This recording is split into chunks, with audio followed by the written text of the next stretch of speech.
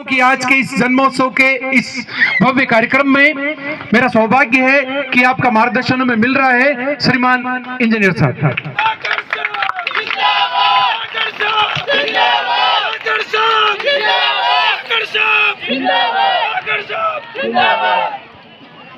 थोड़ा जैसे छोटे से गांव में आज आपके सामने ये निर्माणाधीन जो बिल्डिंग नजर आ रही है, महात्मा गांधी इंग्लिश स्कूल के नाम से ये बिल्डिंग बन रही है। उसकी पिछली साइड में खेल मैदान के लिए स्टेडियम बनने जा रहा था। करोड़ों के काम है, आपको बता दिया। इसमें शिलान्यास और इसके अवसर पर हमारे थरोदा के सरपंच साहब राजेश जी ने मेरे को कहा था कि मैं 5 फरवरी को ऐसा प्रोग्राम रखना चाहता हूं जिसमें इनके शिलान्यास के साथ साथ आपके जन्मदिन की बात भी करूंगा। तो सबसे पहले क्योंकि छूट नहीं चाहिए, इसलिए आपको सबको बहुत बहुत उपरमाल क्षेत्र की जनता को, यहाँ के सब डिवीजन के सभी जनप्रतिनिधियों को, नेताओं को, यहाँ के आम आदमियों को बहुत बहुत बधाई देना चाहता हूँ कि आप इस क्षेत्र में महात्मा गांधी इंग्लिश स्कूल के नाम से एक भव्य बिल्डिंग बनेगी और यहाँ का जो इंग्लिश का मीडियम होगा उससे यहाँ के लड़के बढ़ करके न केवल हिंदुस्तान बल्कि संसार के विभिन्न देशों में यहाँ का नाम रोशन करेंगे। आपको बधाई देता हूँ। थरोदा के सरपंच साहब सम्मान्य राजेश जी, उनके सभी पंच साहबान, चूंकि समय बहुत हो गया इसलिए मैं हमारे सभी जनप्रतिनिधियों का बाई नेम नाम नहीं लेकर के, चूंकि प्रोग्राम पंचायत थरोदा की वजह से निमित्त हुआ है, इसलिए थरोदा के सरपंच साहब, उनकी सारी टीम, यहाँ के प्रधान जी, उप प्रधान जी और जितने भी हमारे मंचासीन मानगढ़ क्षेत्र के जनप्रतिनिधि है, पंच सरपंच साहबान, उप सरपंच साहबान, जनप्रतिनिधि, आपके पंचायत समिति के मेंबरान, जितने भी गणमान्य लोग और महिलाएं यहाँ पधारी हैं, क्योंकि इसमें आपने मेरा जन्मदिन का अवसर भी जोड़ा है, इसलिए मैं आपको बहुत बहुत साधुवाद भी देना चाहूँगा और आप आभार प्रकट करना चाहूँगा कि मेरे समझ में नहीं आ रहा कि हमारे जैसे आदमी का भी कोई जन्मदिन मनाया जाता है क्या। नीचे कई लोग कहते हैं साहब आपका जन्मदिन, मैंने कहा मेरे जन्मदिन का तो मेरे को माँ बाप का ही पता नहीं, आपको कैसे पता लग रहा मेरा जन्मदिन 5 फरवरी को है। 5 फरवरी का जन्मदिन मेरे मास्टर साहब ने जब प्राइमरी में होगा उन्होंने 5 फरवरी लिख दिया होगा, वो मेरा जन्मदिन है। और जन्मदिन की शुभकामना के लिए आप इतने लोग यहाँ पे इतने भव्य प्रोग्राम में पधारे हैं, इससे मुझे लगता है कि जब मेरा जन्म हुआ उससे और आज की तारीख में कितना बड़ा देश में, विदेश में और धरती पर अंतर आ गया। जन्म के टाइम पे यहाँ उपरमाल क्षेत्र में एक साइकिल हुआ करती थी, गोविंद निवास के नंदलाल जी माट साहब के पास नई साइकिल। वो नंदलाल जी माट साहब जो साइकिल पे बैठ के जाते थे तो कई लोग ये देखते थे कि कितना भाग्यशाली आदमी जो साइकिल पे चल रहा है। बिजला राज घराने में एक सेकेंड हैंड जीप हुआ करती थी जिसके उसके रस्से से वो घुमा करके उसको स्टार्ट किया करते थे और हाका देने वाले आदमी जाते थे वहाँ पे, जो हाका देने वो जानवर शेर वगैरह आते थे। तो पहली बार यहाँ पे देखा तो बड़ा आश्चर्य हुआ कि ऐसे भी मशीनें हैं जो इस तरीके से चलती है। 1957 में जब हिंदुस्तान में डेमोक्रेसी आई, डेमोक्रेसी के बाद वोट का राज आया तो यहाँ जीप आई पहली बार। तो जीप आई तो यहाँ के लोग बाग गांव के गांव उसको देखने के, उन्हें जीप नहीं कहता, बांडियो कहता। अशो बांडियो दौड़े जो धूलो उधर, अशो बांडियो दौड़े, उन्हें बांडियो कहता, बांडियो। फिर 1959 में आपके इसका पंचायती राज का विकेंद्रीकरण हुआ। तो सबसे पहले विकेंद्रीकरण होने के बाद में कुछ सिलेक्टेड पंचायतों को रेडियो दिया गया। रेडियो दिया गया तो हमारे यहाँ पर उपरमाल क्षेत्र में 2 पंचायतों को रेडियो मिले थे, एक तो बिजलियाँ को और एक चांदी की खेड़ी को। तो बिजलियाँ तो बड़ा कस्बा, तो हमारे लोगों के यहाँ पे अहमियत नहीं थी, लेकिन चांदी खेड़ी क्योंकि ग्रामीण अंचल था तो वहाँ पे पता लगा कि एक ऐसी मशीन है जिनके मीने तो नाचे मीनी गा। तो हमने कहा ऐसा तो हो ही नहीं सकता। तो लोग कहते हैं तो खाली देख रहा है और सुन रहा है, मीने नाचे कि नाचे। तो हम भी गए, हमने भी जाके देखा तो वास्तव में तो हो रहा है। वो जो बटन दबाते थे उसमें कहते थे यो आदमी कतरो भाग्यशाली आदमी, कतरो टेक्निकल आदमी जिन्हें ये घुमावाऊं यो उन्हें नाचो गानो चालू कर सका। फिर दूसरा वाकया था, हमारे यहाँ के लोग बाग गेहूं बेचने के लिए कोटा जाते थे। कोटा में नदी का ढाल बहुत है, यहाँ चंबल नदी में। तो लकड़ियां फंसाता वहां के बीच में, फंसा वहां के बलदांगों पर ना जाओ, मर न जाओ। तो उनका बाद में अठा रही कहता कि उठे मोटर ऐसी देखी जी मुंडो को। तो महीना भर तक चबूतरिया पे लोग पूछता रहा तुम कोटे की ऐसी मोटर देखी कि हाँ मैं देखी, मुंडो को ना कि बिल्कुल को। फिर वहां से चलने के बाद में कई सारी चीजें देखी, और जहां तक स्थिति मेरी यह है कि इस क्षेत्र में बिजलियां कस्बे में 10 किलो का नमकीन बनता था, 10 किलो का पूरे क्षेत्र में नमकीन बनता था। वो 10 किलो से 15 किलो का नमकीन बिकता था पूरे क्षेत्र में। और ऊपरमाल का जितना भी काश्तकार वर्ग है उसके बच्चे बच्ची नमकीन या कलाकंद कब खाते थे, जब गेहूं का खलान हो, गंवा के बदले नाच दे देते और कलाकंद लेता था। वो थैलो तो रेजा का थैला मैंने ले जाता, पता नहीं काबरा जी का कौन से एक मत बना। उसके बाद में बिजलिया में पहली बार बरली के वहां पे सेंटर में बिजलिया में बरली एक, उस बरली के वहां पे कोई आदमी कोटा जाकर के कचौरी बनाना सीख के आया। कचौरी बना के आया तो कचौरी उसको कहा मीने शान को लोग बाग शान शान उसको। ये सारी बातें मैं इसलिए बता रहा हूं, आज के टाइम पे जो स्थिति बदली है कोई अंदाज नहीं लगा सकता कि कैसे क्या चीज है। यह हमारे खास तौर से यहाँ ऊपरमाल क्षेत्र में 2 जाति का बाहुल्य, एक धाकर और भील समाज। भील समाज बहुत ज्यादा अशिक्षित है और इनका कोई लीडर नहीं है, इसलिए इनका इस समाज का शुरू से अंत तक आज तक इस समाज का शोषण हुआ, बहुत जबरदस्त शोषण हुआ। लेकिन धाकर जाति में भी वही स्थिति थी, और स्थिति ऐसी थी उस जमाने में कि 1 धोती हुआ करती थी आदमी के, तो जीम्बा चाहते ना तो ना के बाद में कहीं करता हूँ धोती ने ढोर शुकार उनके बाद में धोती पैर जीम्बा चाहते। उस स्थिति से आज की तारीख में जब आया हूं तो यहाँ पे जो कारें खड़ी है, इन कारों को देख करके मैं उस जमाने को और उस बात को मैं याद कर रहा हूँ कि वो क्या जमाना था और ये क्या जमाना है। इंग्लिश मीडियम स्कूल यहाँ पे बिल्डिंग जो खड़ी हो रही, मेरे ख्याल से ऐसी बिल्डिंग है, आप लोग कोई शहरों में जाते थे तो बड़े बड़े बॉम्बे में, और उसमें इस तरीके का आरसीसी का स्ट्रक्चर नजर आता था। जब मैं वहां से आ रहा था तो ये लोहे के ऊपर के जो नजर आ रहे थे मेरे को, तो मुझे लगा कि भाई ये भी एक तरह से बहुत बड़ा क्रांतिकारी कार्यक्रम। इस बिल्डिंग को दूर से देखोगे तो ऐसा लगता है कोई बहुत बड़ा, कोई मेट्रो सिटीज के अंदर कोई बहुत बड़ा स्ट्रक्चर खड़ा हो रहा है। ये सारी बात मैं इसलिए कह रहा हूं कि सब चीज होने के बाद में आप लोग जहां यहाँ पे विराजे हैं, मांडलगढ़ की रफीक साहब ने भी बात करी, सोनी जी ने भी बात करी। इस धरती का महत्व क्यों है, बिजलियां का महत्व इतना क्यों है, ऊपरमाल की धरती इतनी पूजनीय क्यों है। उसके पीछे एक तो इस धरती की करामात, इसके अंदर धन है जमीन के अंदर। यहाँ की खेती की जमीन बहुत ज्यादा उपजाऊ है। यहाँ का 1 बीघा का जो प्रोडक्शन होता है, 1 बीघे पे जो पैदावार होती है वो अन्य जगह नहीं होती। यहाँ की मिट्टी जो माल की, माथुर साहब एक दफा सूखी खेती के लिए बाहर के फॉरेनर्स को लेकर आए, विदेशों को इंजीनियरों को लेकर आ गए थे एग्रीकल्चर के, तो उनका ड्राई फार्मिंग क्या होती है, तो यहाँ के बाहर के अमेरिका के इंजीनियर ड्राई फार्मिंग ऊपरमाल क्षेत्र से सीख के गए थे अमेरिका। दूसरी चीज मैं ये कहना चाहता हूं, 1985 में जब मैं अमेरिका गया तो सबसे पहले हमारे टोक्यो में हवाई जहाज उतरा। वहाँ टोक्यो में जब हवाई जहाज उतरा तो वहाँ पर कारें इस तरीके से खड़ी थी जैसे कि आजकल यहाँ ऊपरमाल में खड़ी रहती है ना, किसी जीमना होता है ना ऊपरमाल में। ऊपरमाल में जीमना तो हर एक ही आदमी कर सकता है, लेकिन पार्किंग की जगह देना बहुत बड़े सेठ का काम है। छोटा मोटा पार्किंग की जगह नहीं दे सकते। बड़े सेठों को जब यहाँ पे शादी ब्याह होते हैं तो पहले से खेत रिजर्व करवाते हैं उनको, ये कॉस्ट देकर के तारी अतरी खेती हो, 18 रुपया ले लेता, खेत में फसल नवानी, पार्किंग हो, हमारा शादी बच्चा। ये शायद हिंदुस्तान में पहला इलाका जिसमें कार पार्किंग के लिए पहले रिजर्वेशन होता, जमीन में खेती नहीं करके आपको जितना पैदावार होता पैसा ले ले, मैं बच्चे की शादी इसलिए कार पार्किंग के लिए मुझे जगह चाहिए। ये ऊपरमाल क्षेत्र की धरती।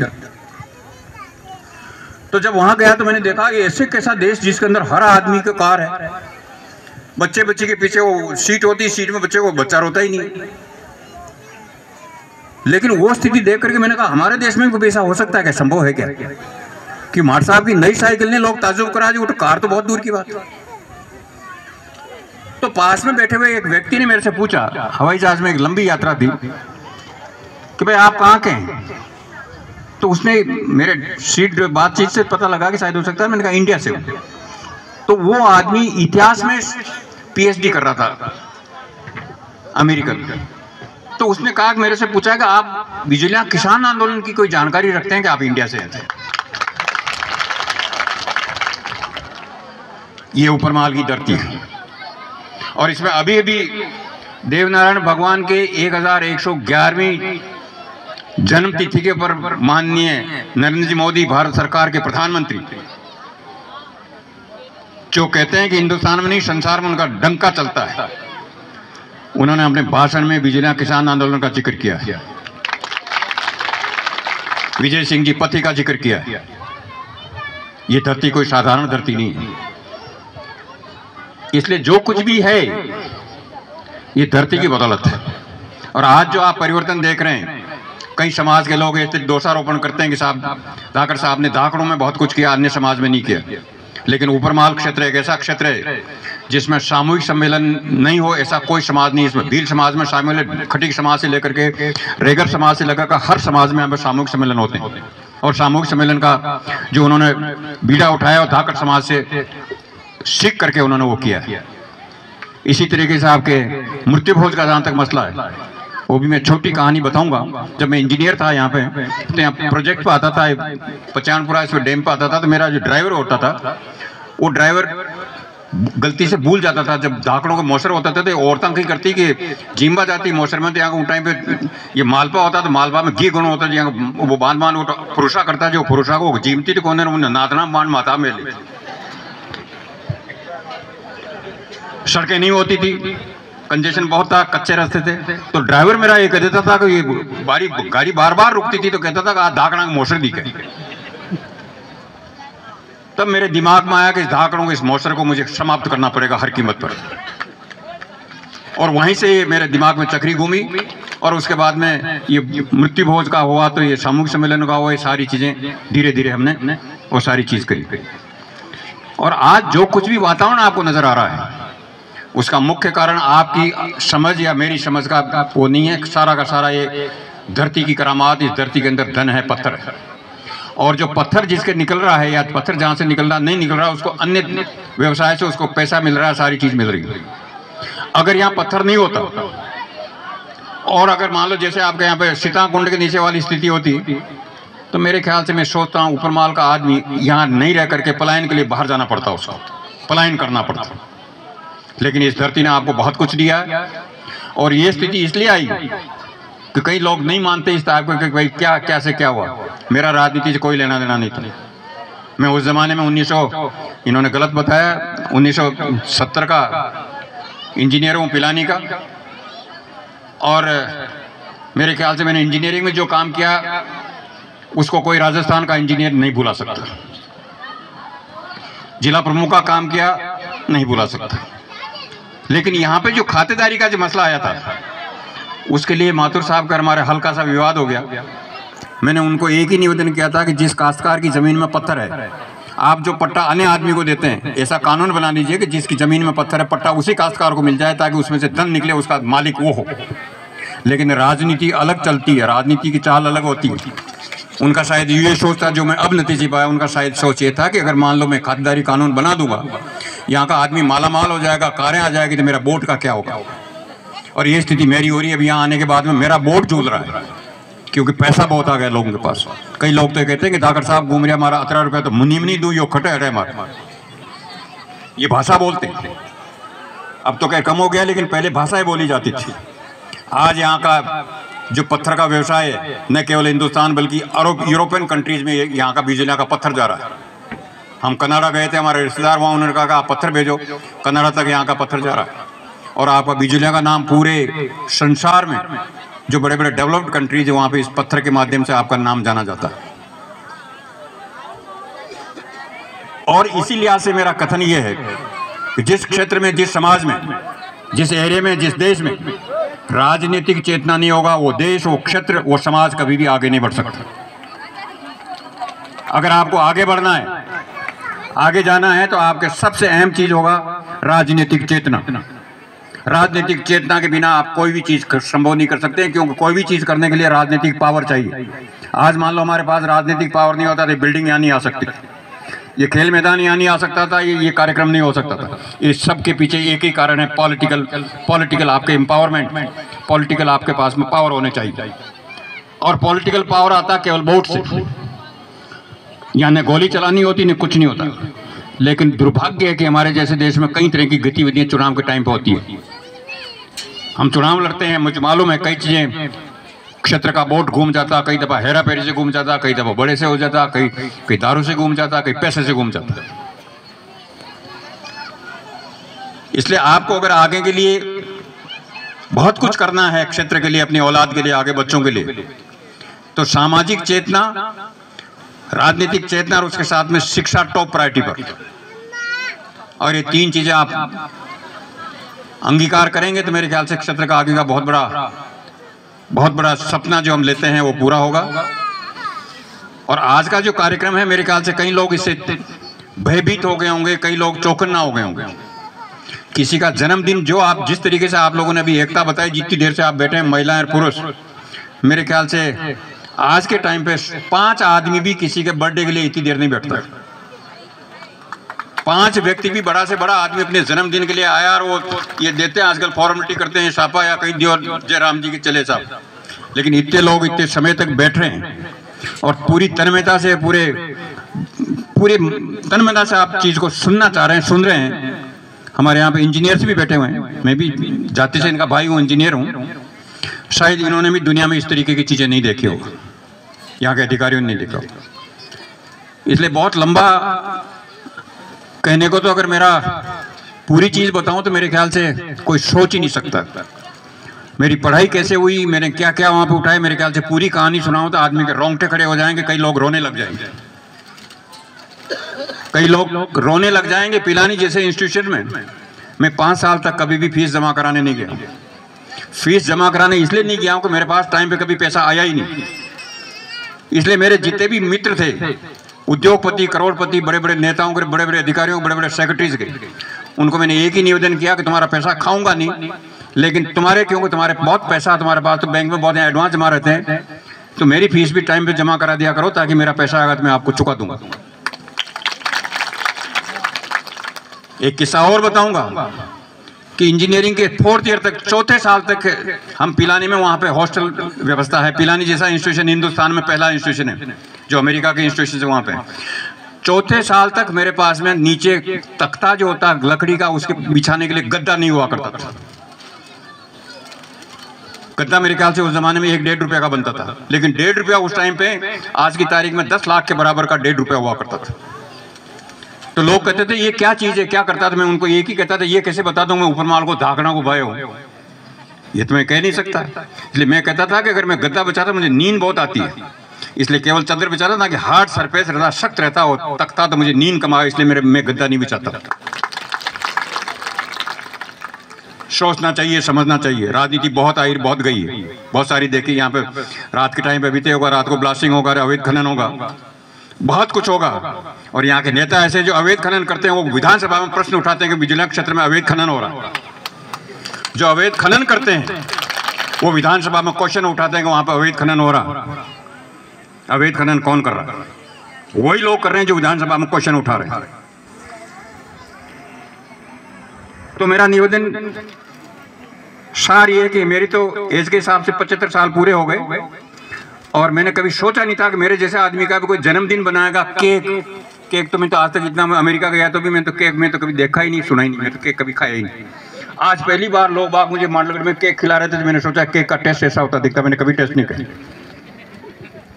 आज केक का टेस्ट भी मैंने देखा मांडलगढ़ में, और केक क्या होता है वो भी समझा।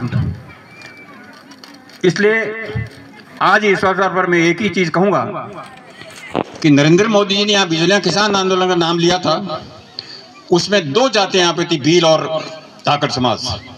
रूपा जी, कृपा जी और नानक भाई भील। शायद कई नवयुवकों को पता नहीं होगा, और यहाँ के हमारे अधिकारी कर्मचारियों को पता नहीं होगा। जनप्रतिनिधि रूपा जी, कृपा जी इस तरीके से मंच पर भाषण दे रहे थे। अंग्रेज ने चैलेंज किया कि ये भाषण बंद करो, नहीं तो गोली मार दी जाएगी। उन्होंने बगतरी हुआ करती थी रेजे की, रेजा के यहाँ से यूँ होते क्रॉस वो होते थे, उन्होंने बटन खोला, अगर ताकत है गोली मार दे, उनको गोली मार दी गई दोनों को, और मंच के ऊपर धराशायी होकर वहीं खत्म हो गया। वो स्थिति नानक भाई भील की बनी। आज़ादी ऐसे नहीं आ गई, वोट का राज ऐसे नहीं आ गया, आज के बहुत बड़ी कुर्बानी हुई। और सबसे बड़ी बात यह है कि इतनी बड़ी कुर्बानी होने के बाद में प्रधानमंत्री गुजरात के सारी चीज़ें पार्टी के हिसाब से बीजेपी में, वो नाम नहीं लेते, लेकिन उनको मजबूरन यहाँ बिजलिया किसान आंदोलन का नाम लेना पड़ा वहाँ पे मालाशेरी में। क्यों लेना पड़ा? धरती की करामात, इतना बड़ा आंदोलन हमारे यहाँ पे किया। रात को यहाँ पे जब आंदोलन करते थे यहाँ पे हमारे डोकरे, तो गन्ने के खेत के अंदर माचिस भी नहीं होती थी, उसके अंदर फचेड़ा नहीं होकर मीनो होकर बीड़ी उन्हें पीना पड़ा। अगर मान लो लाइट बाहर चले जाए तो उनको पकड़ सकते थे। यहाँ से सारा समाचार लेने के रात को पैदल जाते थे, रातों रात कोटा जा करके समाचार देते थे। वहाँ से ट्रेन से पटना और बॉम्बे अखबार छपने के लिए जाते थे, 2 दिन वहीं पड़े रहते थे गुप्त रूप से। वहाँ से अखबार छप के आते थे, 2 अखबार लेकर के 2 दिन बाद में फिर रात को आते थे, और रात को ये अखबार बढ़ते थे। इस तरीके से आंदोलन किया करते थे। कोई सोच सकता आज के जमाने में? कोई नहीं सोच सकता। इसलिए आप उन बलिदानों की वजह से आज आप कारों में बैठ रहे हैं। मैंने सुना है यहाँ पे हमारे उपरमाल क्षेत्र में तो कई लोगों तो फॉर्च्यूनर कारें, 40-40, 50-50 लाख की कारें। और जो हम यहाँ पे पत्थर निकालते हैं सैंडस्टोन, हमारा पत्थर से जाकर के बॉम्बे, वहाँ जयपुर और आसपास में आगे तो बिल्डिंगें पत्थर से बनती, लेकिन हमारे उपरमाल क्षेत्र में आरसीसी की बिल्डिंगें बनती। उसका कारण केवल एक ही है कि ये धन संपदा हमारे यहाँ के हमारे हाथ में आई, और इसकी वजह से आज हमारा सेंस चेंज हुआ। और उस जमाने में तो ये हालत थी हमारे समाज की, बुराई करूंगा मैं थोड़ी सी, कि मान लो हमने पेंट पहन लिया, नेकर पहन लिया, पेंट तो बाद में, तो माँ के खाते हैं कि खतौड़ी ऊपर जाता तो गांव का आता तो ठीन क्या घुसेड़ता, उन्हें कहता तू मियों बन गयो, यो मियों बन गयो, धूनियों बन गयो, धूनियों कहता हूँ। इसलिए मजबूरी में क्या करते थे, एक धोती रखते थे जो भिलौड़ा से आते थे, भोपी की बावड़ी में बस रुकती थी। कंडक्टर ऐसा कि उसकी मर्जी हो तो रोक दे, नहीं तो बिजली लाता सीधा, मेरा रास्ता सीधा जाता। हाथ जोड़ता, मेरे भाई यहीं खड़ा कर दे, मुझे रुक यहीं रोक दे, वो नहीं रोकता था। भोपी की बावड़ी में भूत रहते हैं। आजकल तो वहाँ पेट्रोल पंप पर पता नहीं क्या क्या होगा, उस जमाने में तो भूत रहता होता भोपी की बावड़ी। तो वहाँ उतरते पहले धोती पहननी पड़ती थी, नेकर को रखना पड़ता। फिर भिलौड़ा जाते तो नेकर को पहन लिया, धोती को थैले में रखने वो पहनना पड़ता। और फिर चोटी ऊपर नहीं रखा तो ये चीज घर जाता तो कहता बस में कोई हरिजन तो नहीं बैठे, कछु तो हाँ पड़ लाए, अपवित्र हो गया। वो बस में कोई ना कोई हो ही तरह की पता। जीवना होता था हमारे मौसर गांव में, हमारे माताएं बहनें रेजा की बकरी की मोटी मोटी जेबा बना देती, और वहाँ का जीमा को छोटा कहता भाई भैया आज फलाने जगह मौसर है, जीमा जाऊँ शाम को। उससे कान में कहती जाता थी कि 2 एक लाडू लिया, तो आदमी पुरस्कारी चूके नहीं कि यहाँ पे जेब में लाडू गए नहीं। इस स्थिति से हम यहाँ आए, कोई अंदाज नहीं लगा सकता, कोई सोच नहीं सकता। लेकिन आज जो स्थिति हमारे क्षेत्र की देख रहा हूँ, मेरे ख्याल से हमारे यहाँ के क्षेत्र के कई बच्चे विदेशों में, मेरे खुद के भी मेरा भतीजा सोनू कल परसों आया, वो अमेरिका से आया। अब इसकी वाइफ वहाँ सर्विस करती है, खुद सर्विस करता, मेरी बच्ची वहाँ सर्विस करती, मेरा दामाद वहाँ करता। उन्होंने सिटीजन साहब वहाँ की नागरिकता अमेरिका की ले ली। लेकिन 1985 में गया तो मुझे लगा कि ये तो कोई अलग ही दुनिया दिखती है, तो कोई इंसान जैसी दुनिया नहीं दिखती। आज तो रोज आ रहे हैं जा रहे हैं, इतना बड़ा अंतर आ गया। आज हमारे यहाँ के बच्चे पढ़ रहे हैं, लिख रहे हैं, काबिल हो रहे हैं। आज मैंने उदाहरण दिया था वहाँ पे हॉस्टल में, हमारे सुराज के गोपाल जी, डॉक्टर गोपाल धाकड़, जो रेडियोलॉजिस्ट में मेरे ख्याल से भिलौड़ा का सबसे टॉप डॉक्टर है। रेडियोलॉजी में डॉक्टर धाकड़ के, गोपाल धाकड़ के मुकाबले कोई डॉक्टर नहीं। उसने जब टॉप किया था सुराज वहाँ से बलिया स्कूल से, उस टाइम पे उस इलाके में लाइट नहीं होती थी। तो जो उसने टॉप किया, मैं नहीं जानता था कौन गोपाल, लेकिन उस अखबार में आया कि गोपाल धाकड़ ने टॉप किया वहाँ का सुराज पंचायत से, सुराज वहाँ बलिया स्कूल से। मैंने सुपरिटेंडिंग इंजीनियर को बुलाया RSC पे, और उसने कहा कि उस सुराज के अंदर आपको मैं 3 दिन के अंदर लाइट देखना चाहता हूँ। उस गोपाल धाकड़ को पता नहीं था। आज मैंने कहा तो उसने कहा मुझे मालूम पड़ गया था। तो उसी दिन 7 दिन के अंदर जो वहाँ पे लाइट गई, और उसके बाद पूरा गांव जगमगाया। कारण एक ही था कि मैंने कहा वहाँ का लड़का टॉपर है, जो लड़का टॉप कर रहा राजस्थान में, उसके गांव में लाइट नहीं है। ये दुर्भाग्य की बात है, तत्काल लाइट लगाई है, आउट ऑफ टर्न वहाँ पे लाइट गई। ये स्थिति हमारे यहाँ की बनी। ये कई उदाहरण है जो मैं इसलिए दे रहा हूँ। अभी हमारे विवेक जी ने कहा कि एक CA इनको सुबह टेलीफोन कर रहा है और वो ये टेलीफोन कर रहा है कि अगर मान लो 1 साल पहले मेरे दिमाग में आया कि मैं आत्महत्या कर लूँ, किसी ने सजेस्ट किया कि धाकड़ समाज का हॉस्टल ऐसा जिसमें शांति है, पढ़ने का वातावरण है, तुम उस हॉस्टल में एडमिशन ले लो और तुम सीए कर सकते हो। उसने लोगों की कहना माना और हमारे हॉस्टल में उसने एडमिशन ले लिया और उसके बाद में वो दूसरे साल एग्ज़ाम दिया, वो एग्ज़ाम पास हो गया। और उसका सुबह टेलीफोन आया कि मेरे पूरे हिंदुस्तान में बाहर सिंगापुर में उसमें 20 ऑफिसेज हैं सीए के। उसने सीए कहाँ से किया? धाकड़ समाज के हॉस्टल से। इस तरीके से 50 सीए बिलौरा के रहने वाले धाकड़ हॉस्टल से सी पढ़ लिख करके सीए बने। पूरे हिंदुस्तान में जहाँ भी जाओगे धाकड़ समाज में पढ़ा हुआ सीए मिल जाएगा आपको। कोलकाता मिल जाएगा, चेन्नई मिल जाएगा, आपको बेंगलोर मिल जाएगा। जहाँ भी जाओगे 1-2 सीए तो हमारे हॉस्टल में रहने वाला सीए मिल जाएगा। तो आज मेरी आप लोगों ने जिस तरीके से मेरा सम्मान किया, जिस तरीके से मैं भी अभिभूत हुआ हूँ, हालांकि मेरे को मालूम था कि इतना ये राजेश कई दिनों से कह रहा था मेरा प्रोग्राम तो जोरदार बनाएगा, लेकिन फिर भी आपने जिस भावना से, जिस अंतर्मन से जो स्वागत किया, मेरा सम्मान किया, जन्मोत्सव को आपने एक ऐतिहासिक जन्मोत्सव बनाया। इसमें हमारा पैसा नहीं लगा। राजनेता जो भी कार्यक्रम करते हैं पहले कार्यकर्ताओं को करना पड़ता, पैसा देना पड़ता, गाड़ियाँ लगानी पड़ती, खाने की व्यवस्था करनी पड़ती, चाय की व्यवस्था करनी पड़ती। 10-20 आदमी इकट्ठा हुए, अरे तो 10-20 ला गया आराम, मुझे घोड़ा भी बैठी गई, घोड़े भी ले आऊँगा, घोड़े चल रहे। हम तो कभी घोड़े पे नहीं बैठे, लेकिन यहाँ तो राजेश ने तो घोड़े भी बिठा दिया। इसलिए आपको सबको, माताओं बहनों को, बच्चों को और हमारे जनप्रतिनिधियों को, और ख़ास तौर से मैं जनप्रतिनिधि से निवेदन करना चाहूँगा, क्योंकि मेरे जन्मोत्सव में हाजिर हुए हैं, इसका मतलब ये है कि निश्चित रूप से ये हमारे संगठन से संबंधित है सारे के सारे कार्यकर्ता। आज इस प्रोग्राम को देख करके शायद आपके दिलो दिमाग में भी कहीं न कहीं नई चीज़ पैदा हुई होगा। निश्चित रूप से ऐसे प्रोग्राम नहीं तो आपने पहले कभी सुने होंगे न देखे होंगे। जन्म तारीख पे ऐसा प्रोग्राम होना बहुत बड़ी बात है। इसका मुख्य कारण एक ही है कि ये जनता भली चाहे कुछ भी हो, ये आदमी की कार्यशैली देखती है, आदमी की पहचान करती है। हो सकता है कुछ टाइम के लिए गुमराह हो जाए, लेकिन लंबे समय तक गुमराह कोई नहीं कर सकता। इसलिए आपको इस बात को अंगीकार करना चाहिए, सोचना चाहिए, आगे के लिए आपका कटिबद्धता होना चाहिए। इस देश के इस बिजलियाँ और मांडलगढ़ विधानसभा क्षेत्र का चौमुखी विकास हो, यहाँ का आदमी हर जगह अपनी अहमियत रखे, अपनी हैसियत रखे, अच्छा पहने, अच्छा खाए, अच्छा कमाए और ईमानदारी और निष्ठा से समाज और क्षेत्र का विकास करें। इस सोच से, इस विचार से आपको कार्य करना चाहिए राजनीतिक जीवन में। आप सभी पधारे। मैं मेरी वाणी से विराम देने पहले आपका सभी का बहुत बहुत धन्यवाद ज्ञापित करना चाहूँगा और आशा करता हूँ कि आप इस क्षेत्र के लिए बहुत अच्छे काम करेंगे। इस क्षेत्र का नाम को जिस तरीके से किसान आंदोलन नाम से पूरे हिंदुस्तान में, संसार में बिजलियाँ का नाम जाना जाता है, इस नाम को आप कहीं कलंकित नहीं होने देंगे। बहुत बहुत धन्यवाद। जय हिंद, जय भारत।